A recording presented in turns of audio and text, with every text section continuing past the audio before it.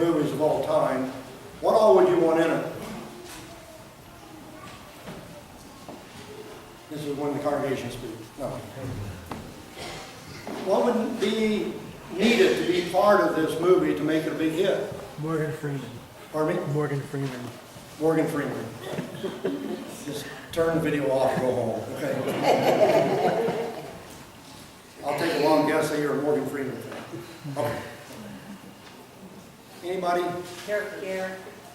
The characters need to have the best characters possible, right? Whatever. Action. Action? Comedy? A plot? What else would you want involved in it? Truth. Who said truth? Why would we want that?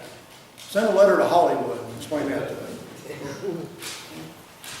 The plot, the characters, all this needs to work together. We probably want some kind of political intrigue. We probably would want some type of romance. There's all these things that we would want to enter into this story.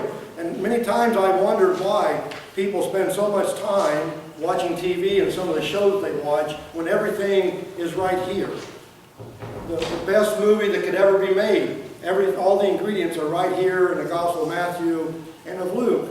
The story is told so simply, so beautifully, and I think at times one of the dangers we have is that we've heard it so many times that it's lost its sparkle. It's lost its magic. We have failed to realize what really is going on here as far as the birth of Jesus. That in the Old Testament we see God preparing really the whole world, but specifically he comes down to two people. You ever stopped and wondered how important it was that God could find two people that he could entrust his son to? And one's going to be a young girl named Mary. Joseph, we're not sure. There's all kinds of traditions about Joseph. We won't get too much into that. But he was preparing these people for the coming of his son. Who has Genesis 3:15? I've got some volunteers here. More Jerry's right there, isn't he? Boy, yes.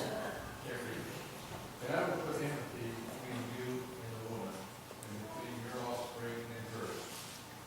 He will crush your head, and you will strike his heel. Okay. Right after the fall of Adam and Eve, in the curse that God gives to everyone and the earth because of this, he gives them this word of hope. Okay? I will put enmity between you, talking to the serpent, talking to Satan, and the seed of the woman. Now there's a lot more in this verse than we're going to go into, folks, but this is the only time in the Bible referring to the birth of Jesus that is ever said that the seed would come from the woman, because the seed doesn't come from the woman. Sperm comes from the man. So here he is talking about what already? The virgin birth. And this seed of this woman, that Satan is going to bruise his heel. He certainly did that, taking him to the cross. But that this seed was going to do what to Satan? Crush his head.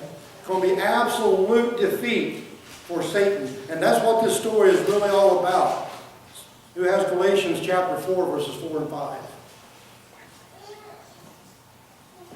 But when the time had fully come, God sent his son, born of a woman, born under law, to redeem those under full rights of sons. Okay? Just at the right time. Now I think it's just really interesting because those words there in Greek can be translated in the nick of time. Just in the nick of time. God knew the right moment to send forth his son, born of a woman. Virgin birth. Okay? Born under the law. You can say whatever you want to, but Jesus was a Jew. He was from the tribe of Judah. That's where his very essence would come from, is through the tribe of Judah. And we see this culmination of all this through all the years coming to the birth of the son. But we see as we go through this that there's this obscure preparation for this. That this is something that is not just out in the open. It's not some great revelation from God. But all these Old Testament scriptures predict the coming of the son. In fact, this is the key to all of this. I've often said that you can divide the Bible into three parts. The Old Testament says somebody is coming. The Gospel says someone is here. The New Testament, someone is coming back. And that's what this is all about. Every passage of the Bible, anywhere in this book, you can turn to it and find something about Jesus there. That is teaching something about the true identity and the mission of his Son. That for 400 years there is no direct word from God. Okay?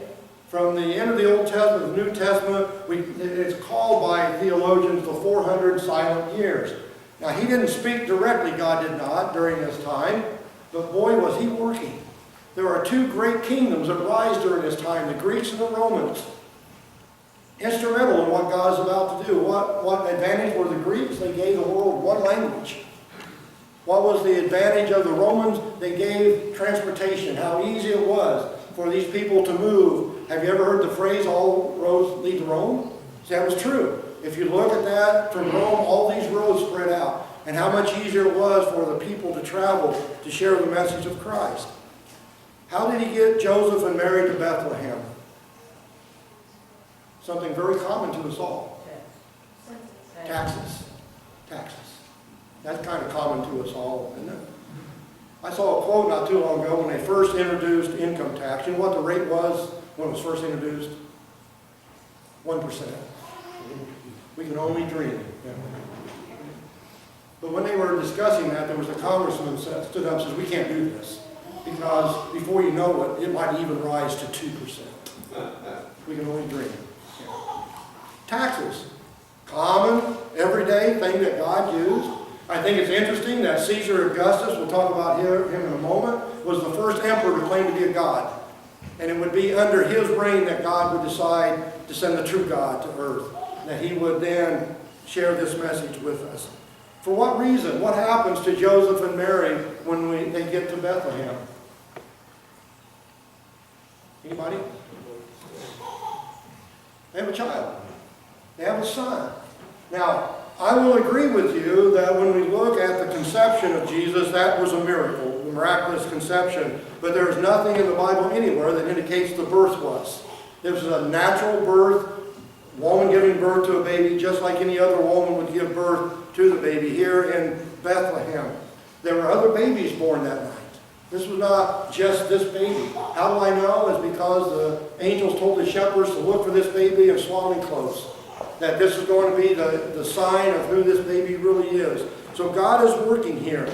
And for the most part, all of this goes unnoticed. The whole world just kind of is looking the other way, except for the shepherds and the angels and these few people that are mentioned there. But here we see that in the birth of Jesus, this is the very central point of the history of the world. Everything is based on this. Even the date that we use.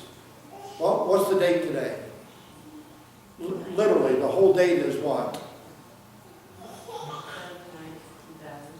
Okay, A.D.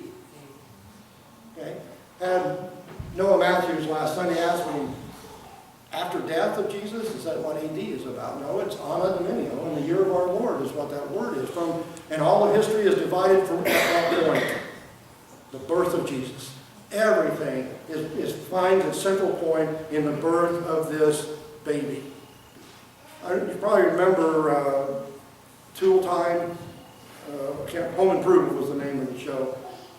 And there was one time that Tim Taylor's kids were in this Christmas program, and there's three of them, and there was another young person supposed to put up a sign that says what? Noel. Okay? But when they got up, they got backwards. And the people were asking in the crowd, who's me? I don't know all that we can read into that, but one of the things that we can read into is the fact that most people, when it comes to Christmas, have this all backwards. This is not about buying the best toy. It is not about doing all the things that we normally do. It's about the birth of Jesus, God's Son. That's why this has been chosen since the 4th century. Someone asked me this morning, do we know that Jesus was born December 25th? And the answer is no. But we don't know that he wasn't. But what I do know is that he was born. So the date was started in the 4th century, is when December 25th was first observed as Christmas Day. But he was born. And we have it backwards. We have it backwards. And it's an indication, this is not part of the message here, but you might keep this in mind, that the greatest amount of strokes and heart attacks in the United States today happen between Thanksgiving and Christmas. Wonder why? In fact, they say the rate is 4 times the rate between Thanksgiving and Christmas. Because we're what? Yeah, we're all stressed out about doing what? I raised 3 boys. I have 5 grandchildren. You buy this great toy for them, and they're over playing with the tape dispenser. Or they take the box, and they do different things with the box and play with it. Okay?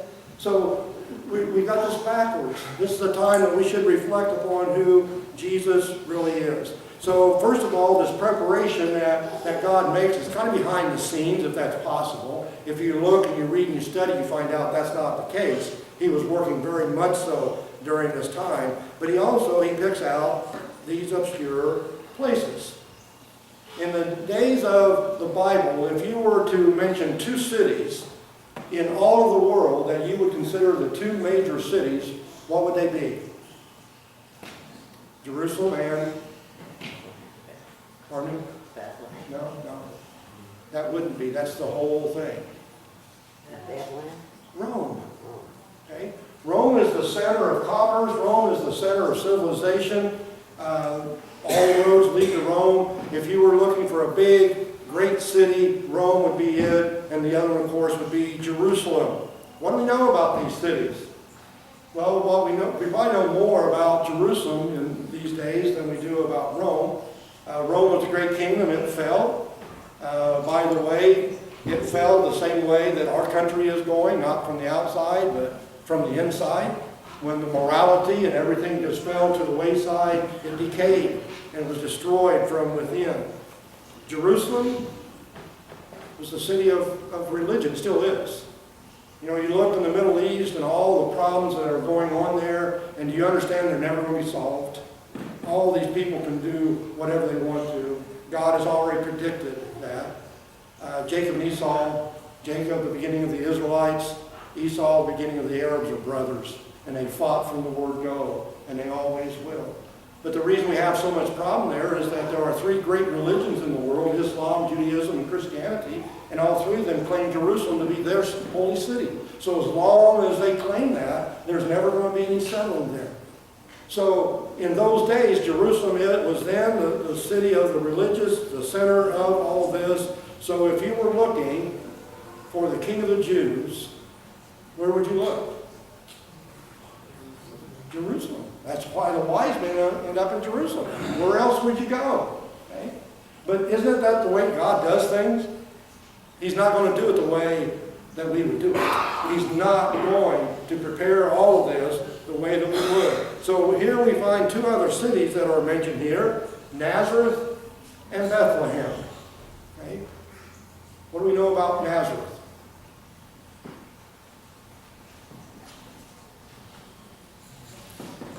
It is claimed that Jesus was known as Jesus of Nazareth, even though that's not where he was from. That's where the people thought he was from. But you remember when one of the disciples came, I think it was to Peter, said, "We found the Messiah from Nazareth." And what was Peter's response? Can any good thing come from Nazareth? It was not the best reputation of a city anywhere. It would not have been the choice at all. But here we see that Joseph and Mary are in Nazareth, and because of this decree, they end up going to Bethlehem. What do we know about Bethlehem? What was its claim to fame up to this point? Who was born in Bethlehem before Jesus?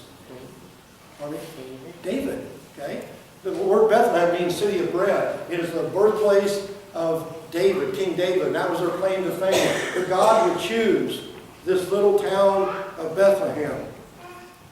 That'd be a neat song, wouldn't it? Oh wait, it already is. Okay. He chooses this city of Bethlehem. Not well known. Okay? Who has Micah chapter 5 verse 2? Who's going to substitute the word Judah for Ephrathah? I was going to, but you Bethlehem, Frankfurt. Though you are small among the clans of Judah, out of you will come before me one who will be ruler over Israel.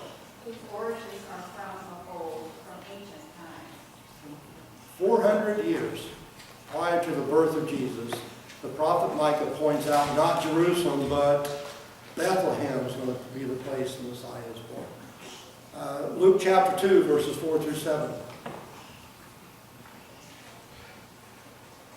So Joseph also went up from the town of Nazareth in Galilee to Judea, to Bethlehem, the town of David, because he belonged to the house and line of David. He went there to register with Mary, who was pledged to be married to him and was expecting a child. While they were there, the time came for the baby to be born, and she gave birth to her firstborn, a son.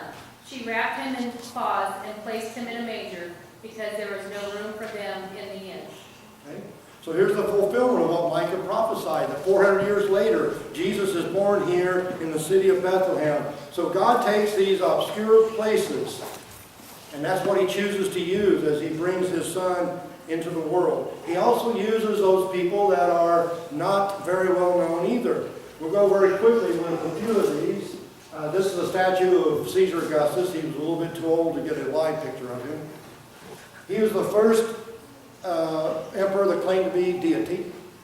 He thought Augustus was part of his name there, meaning power, where we get our word August from. So he thought that the world should be taxed, so he declared that they be taxed. And then there was a governor, that in Judea, his name was Quirinius. And Luke gives us a date based upon the fact that Quirinius was governor at that time. So we see these two guys, and one guy that's going to play a big part in this is King Herod. It is amazing how the life of Jesus and his family intermingle with the family of Herod. This Herod that tries to kill Jesus when he is born is the father of the Herod that appeared before Jesus before he was crucified. This man was a crazy man. He was a paranoid man. That he killed 10 of his family because he thought they wanted his throne. He just absolutely, when it says that he was disturbed when he heard about the King of the Jews being born, because he was not a pure Jew. He was an Edomite. And he knew that this baby was a threat to him and his throne. So his first thought was to do what? Kill him. And you'll read in Luke where he kills all the baby boys 2 years and under, thinking that he'll get this baby killed so he won't threaten him. That was Herod. And the reason that it says that he was disturbed and all Jerusalem with him, because they wouldn't know what this crazy man was going to do. And he'd go out and just kill all kinds of people because of his insanity. So here we see these famous people that are there. We look in Matthew chapter 1, we look in Luke chapter 3 about the genealogies. Now, in all honesty, folks, when we begin to read about the Christmas story, how many of us skip Matthew chapter 1, 1 through 17? We go right to 18, don't we? But boy, how important this is. As we see the way God worked, he used good people, he used bad people, he used people that they refused to even name because of their immoral behavior. Yet God worked through them. He used these people in order to accomplish what he wanted to accomplish. But then we look at what I call the people of grace. These are the ordinary folks that weren't necessarily famous people at all. Here we see a man named Zechariah and his wife Elizabeth. This is the beginning of God's communication with the coming of the Messiah. They have a son, and his name is John. We know as John the Baptist, who's going to be a cousin to Jesus. And that plays a real big part, got time for one point I want to make this all came out to me as I was preparing this sermon. We have a big discussion in our society about when a baby actually becomes a baby, right? Now, even out to where our government, our president, is in favor of full-term abortions. In fact, there are those that are indicating that after the baby is born, if you don't really want the baby, go ahead and kill it because it's not of great value anyway. What I want you to know is that when Mary goes to Elizabeth, Elizabeth's 6 months along, and when Mary comes to announce to her that she's now pregnant with the Son of God, it says that the baby inside Elizabeth jumped for joy. But what I want to point out to you is the same word Luke uses for John the Baptist in the womb that he used for Jesus after he is born. So we have a better indication of what God believes about life and all those things. That's a whole other subject, but I wanted to share that with you because these people are going to have this baby named John who's going to be the forerunner. We talk about the innkeeper. I have no idea what his name was. Wasn't a bad guy, I don't think. Just there was no room in the inn. Then we have the Magi that come from Persia, we believe. Don't know how many there were. We don't know what their names were. We don't know very much about them. We never hear from them again. They came to Jerusalem looking for Jesus. They go to Bethlehem. They worship Jesus. They give him these gifts. They are warned by God not to go back to Herod or let him have any information, and they go back home. Never to be heard from again. But what an important part they play in this. And then we have the shepherds and the angels. Okay? These shepherds are going to be the low life of that society. They are nobodies. Absolutely nobodies. Couldn't own land, couldn't vote. They had no rights at all. They were just these slaves that were used to take care of the sheep that would be offered in the temple. But God used them. Then we have Mary. Okay? Don't know a lot about her, do we? We know she's from the tribe of Judah. We think she was a young girl. Don't know that to be certain. We don't know too much of anything. And I will go on record by saying that I believe that we should admire her, that we should honor her, and we should show respect to her, but don't worship her. That she was this young girl, and we ought to be thankful that God chose her, found someone that he could trust his son to. And then we have Joseph. We don't know a lot about Joseph. Excuse me. Very little. We know he's a righteous man. That's what it tells us in Matthew chapter 1. His age, we don't know. He was alive for quite a bit of the life of Jesus, but I conclude that he was not alive when Jesus went to the cross because Jesus will ask John to take care of Mary. And if Joseph had been there, he would have taken care of his wife, not someone taking care of her. So, plays an important part though, doesn't he? My goodness. How important a part, and his character is of great value. What I'm getting at is when we look at all of these people that God uses in this, the one thing they had in common was, according to the world, they were nobodies. They weren't famous people, they weren't influential people, they were just common, ordinary people. And I think that's important because in our lives at times we feel very unimportant. We feel like we really don't give anything as far as changing the world or anything like that, but then we find out that God uses the common everyday folks to do extraordinary things. Extraordinary things. Amazing, isn't it? Why do we remember these people? For one reason only. Because they allowed God to use them. Otherwise they become just names in history, and sometimes we wouldn't even know who they are. That brings us to this idea of the obscure person. The star of the show is this baby Jesus.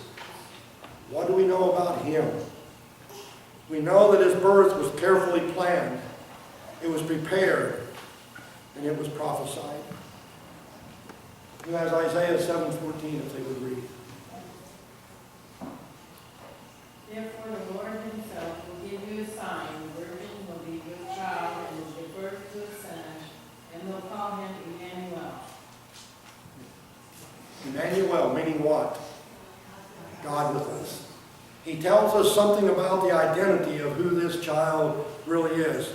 Someone has Matthew chapter 1, 22 and 23.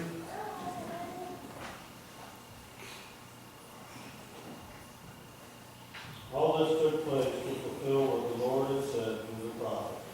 The virgin will be with child and will give birth to a son, and they will call him Emmanuel, which means God with us.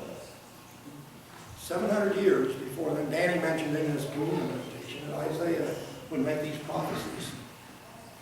And then we see them fulfilled here. Isaiah 9, verse 6. For to us a child is born, to us a son is given, and the government will be on his shoulder. And he will be called Wonderful Counselor, Mighty God, Everlasting Father, Prince of Peace. the names that Isaiah gives this baby. Okay? That God has made Christmas happen on purpose. This was the plan. Ephesians and Peter tell us before the creation of the world, God had this planned out. That all this was, the forces were set in motion, that Jesus was not a child of the moment, he was a child of the ages. Mistletoe, that's a part of Christmas, isn't it?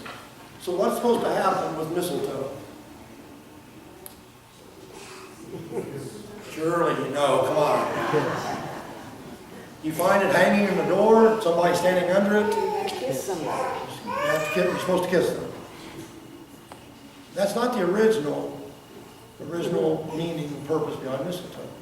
It was believed that mistletoe had healing power. And the beginning of mistletoe was that when it was hanging up, if two people were at odds with one another, and one of them was caught under the mistletoe, they were to reconcile with each other. That's what the original meaning of mistletoe was all about. And it's part of Christmas, folks, because where else does God and man reconcile? Except meeting Jesus at this one particular place, at this particular time, is what this is really all about. It's the culmination of God working in and through all of history. Kenneth Scott Lorette, great historian, makes this statement: Jesus has more effect on the history of mankind than any other of its race who ever existed. Jesus is totally unique. But if God became man, wouldn't you expect him to be unique? If God became man, wouldn't you expect him to have this unusual birth and live an unusual life and say unusual words and do unusual things and have an unusual death? Wouldn't we expect that if God was going to become man? Luke chapter 2, verse 11. I don't know if I gave that to someone here. Today, in the town of David, a Savior has been born to you. He is Christ the Lord. The angel gives three names to Jesus that sum up everything about him: Savior, Christ, and Lord. Tells us everything about him. Savior tells us about his purpose. Christ about his power. Lord about his personality. That he shares with us exactly who this baby really is. You know, in Rome, in a particular cathedral, at the very, very top, I don't know if I have a slide for that or not, there is a painting up there at the top of this ceiling. What does it look like in this top of that ceiling in the picture? Looks like what? Angels? Clouds. Yeah, there's angels in the... Oh, I forgot, you're a Morgan Freeman fan anyway. There are clouds, it looks like clouds up there. And the problem is you can't see it. You can't see the painting. So what they did is they put this huge table on the floor and put a mirror on top of it. And when you look into the mirror, you can see that picture perfectly. You see, I think that's a very good demonstration of who Jesus is. That we can't possibly see God. We can't understand God. So what Jesus did, he came to earth so we could. That he is the perfect reflection. You know, one of the most revolutionary verses in Scripture is John 14:9. When Jesus said, if you've seen me, you've seen the Father. That we know exactly what he's like. That is what Jesus came for. That is what he's all about. And the world will never be the same after this night. Philip Bliss, that wrote The Little Town of Bethlehem, one of the lines in that song is, the hopes and fears of all the years are met in thee tonight. This is the culmination of all the history of the world. It's coming to this point of this baby being born. The impact, the influence that this baby has had throughout history.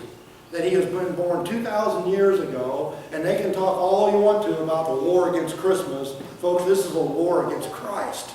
The world is scared to death of this man because of who he is. He is a threat to them. They're trying to destroy him. They can't. They can't. You've seen the shift now to the Christian people.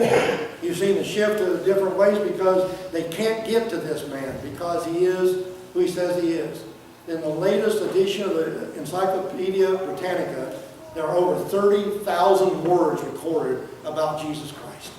So they've given up on that, so they're going after the holidays, Christmas, whatever, but this is the war against him because of who he is, because they understand that real Christmas is the ordinary being filled by the presence of God. To explain Jesus is impossible. To ignore him is disastrous. to reject him is fatal. Years ago, I was a chaplain for hospice, and there was a gentleman that was diagnosed, he was terminal cancer. So it was the practice that each person I would go to as a chaplain and just visit with them at least once and see what help I could be to them in times of their need. And there was a particular man that when I went to speak to him, he met me at the door, said, I don't need you, I don't believe in God, I don't need any help, I'll be just fine. So I honored him. I just said, if there's any time you change your mind, you call me, I'll be there. But he never did. He never did. He went through his illness, and on one Wednesday morning when we had our meetings, something was said about him, and we'll just use the word name John. One of the nurses said, well, John died last night. And I said, oh, that's too bad. And the other nurse said, but Joe, he didn't believe in God. And I said, he does now. That this baby is the God that I'm going to have to stand before one day when I leave this world. And I better be making peace with him now. He is the Prince of Peace, as it said. C.S. Lewis was a very, very famous writer. Chronicles of Narnia. I think it's interesting every time that becomes so popular that these pagan people don't understand what that story is about. The lion's name is Anselm, and that represents Jesus. And this whole story is the Christian experience. That's what it's all about. But the statement that he makes is that Christianity, if false, is of no importance. And if it's true, of infinite importance. The only thing it cannot be is moderately important. He is either the Christ or he's not. He is either our only hope of heaven or he's not. So either he is of great importance or he's of no importance, but he just can't be somewhat important. This baby was born for our salvation, and that we need to respond to this baby, not just at the manger, but at the cross, at the empty tomb, at the throne of heaven. Our hymn of invitation this morning is, O come all ye faithful. We will stand and sing the first, third, and fourth verses, I believe. We stand together, and if we are desiring, let us come and respond to him.